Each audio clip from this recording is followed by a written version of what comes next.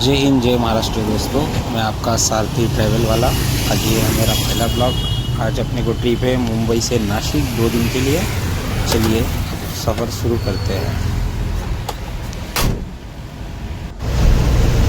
अभी आप समुद्री महामार्ग पहुंच गए थे हम लोग। पैसेंजर को पिकअप वगैरह कर लिया था, थोड़ी सी बारिश चालू हो गई थी।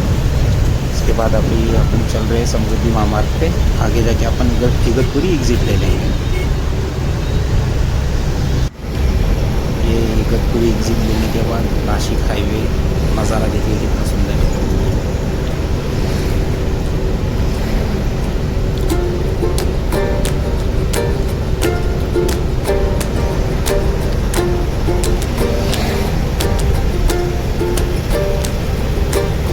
यहाँ पे थोड़ा सा 2-3 जगह पे होल्ड हो गया था।